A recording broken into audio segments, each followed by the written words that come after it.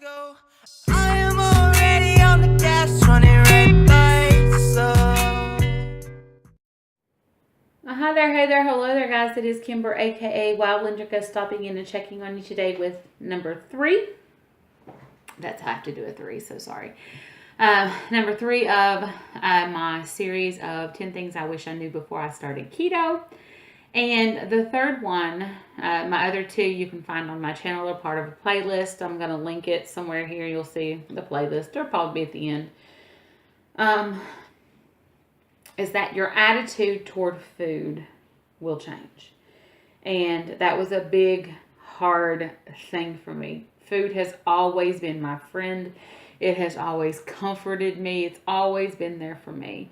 When no one else was, it was. And as much as I enjoy foods on keto, I mean, getting to eat bacon and steaks and burgers and salads and all the good things, it just does not have that comforty type, fried chicken and dumplings, biscuits and gravy, fried potato, soup, beans, pinto beans. I mean, that I come from the South, so these are things that we use for comfort. And with keto, I don't feel comforted. And I guess that's because I have an unhealthy emotional tie to food, and that comes from my eating addiction. And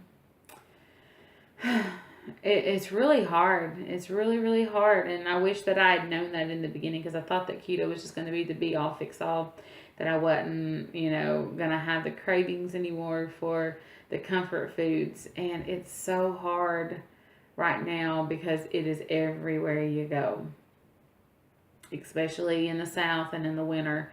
Everyone's got a pot of chicken and dumplings cooking on the stove, or they got some pinto beans and soup beans and cornbread and fried potatoes and sauerkraut and mustard greens and collard greens and fried chicken, all these things, and I just can't have them. And it almost makes you depressed. And I know that people talk about that they get depressed sometimes during the winter, and I think that's why.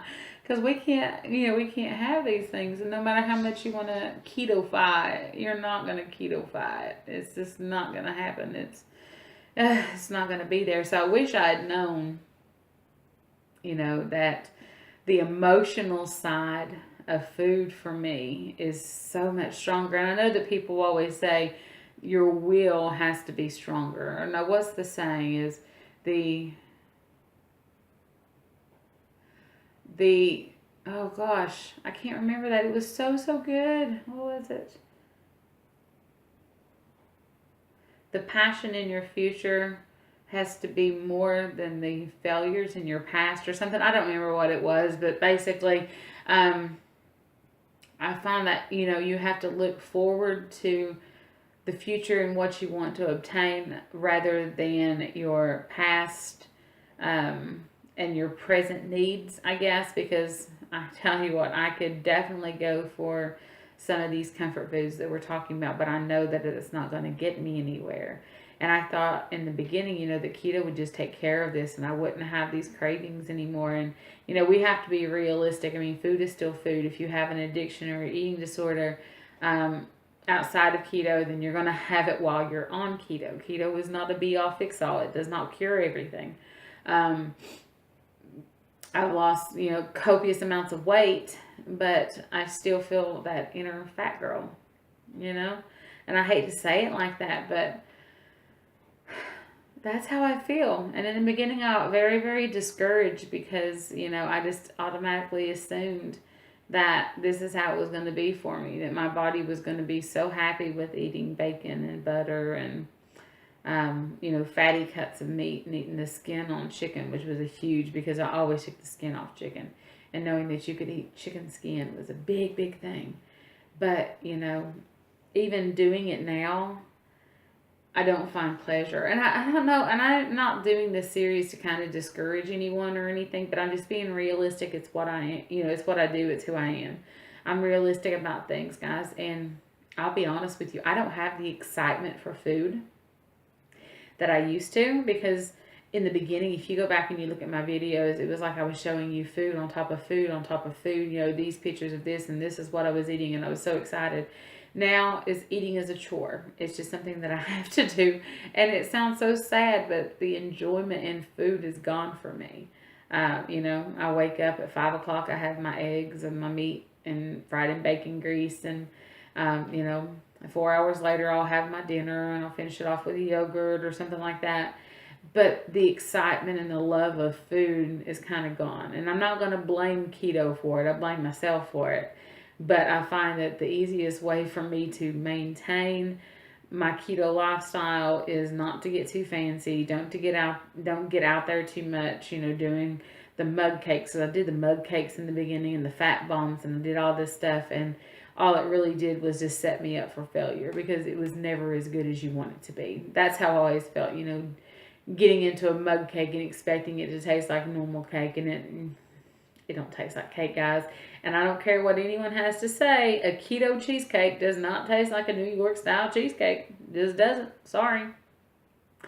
And I set myself up for those. I was like, oh, this is going to be so good. I haven't had cheesecake in forever. And guess what? I still ain't had cheesecake because keto cheesecake is not cheesecake. But that's my little rant. So number 3 is that, unfortunately, you may lose your desire for food. I hate to say it like that, but that's exactly what happens. But it's not a depressing thing. I just want to let you guys know that. You know, I enjoy my food, but I don't have that passion. You know, I used to eat and I make all these noises, and everybody looked at me, it's like I was a pig rooting around.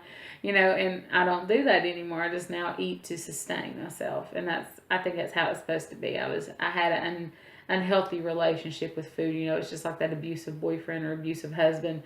You know, we just keep going back to him and keep going back to him, even though it's killing us and it's hurting us. We still keep going back to him. And now I'm just like, I'm good. You know, I'll eat because I have to, but I'm not going to endure that torture to my body that I used to do. So. But again, I'm not saying any of this to bring anybody down. Keto is amazing.